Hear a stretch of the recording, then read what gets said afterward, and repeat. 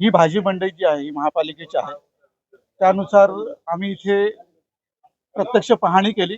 Estate department आणि सहाय्यक आयुक्त फ आणि सहाय्यक आयुक्त ग आम्ही मिळून इथे पाहणी केली. आमच्या असं निदर्शनास आलं की बाहेर जे काही फेरीवाले बसतात त्यांना इथले लोक प्रोटेक्ट करत आहेत.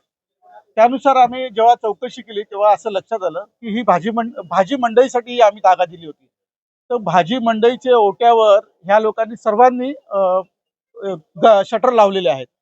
ही बाब वरिष्ठांच्या निदर्शनास आल्यानंतर त्यानुसार आम्हाला निर्देश मिळाले. आम्ही गाळे आज जवळजवळ 114 गाळे आम्ही सील करत आहोत. नेमकं यांच्यावर गाळे सील गाळे सील केल्यानंतर ह्यांचे प्रत्येकाचे अग्रीमेंट आम्ही बघू. त्यातच अग्रीमेंट असेल किंवा त्यांनी भाडेपट्टीवर दिला असेल तर त्याची वेगळी कारवाई होईल. तेव्हा आपण बघताय की हे अर्थात कारवाई चालू आहे आमची. ते गाळे पण आम्ही रिकामे केलेले आहेत. पार्किंगची जागा नाही, तिथे फुलवाले होते त्यांच्यावर कारवाई झालेली आहे. हो.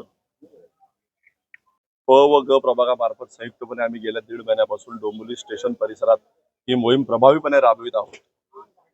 माननीय आयुक्त महोदयांच्या निदर्शनास आल्यानंतर ही भाजी मंडईचा वापर वेगळ्या कारणासाठी होत होता. ही बाब निदर्शनास आल्यानंतर शनिवारी आमची बैठक झाल्यानंतर माननीय आयुक्त महोदयांनी आम्हाला यावर कारवाई करण्याचे निर्देश दिले. त्या अनुषंगाने आज मालमत्ता विभागाचे अधीक्षक व फ आणि ग या प्रभागामार्फत संयुक्त कारवाई आम्ही पाडित आहोत. आज याच्यावर चेंज ऑफ यूज या भाजी मंडईचा झालेला आहे, त्यामुळे आम्हाला ही कारवाई करण्यास भाग पडत आहे. ह्याला एक जोडून असा प्रश्न आहे की आपण त्यावर वरिष्ठ स्तरावर कारवाई सुरू आहे.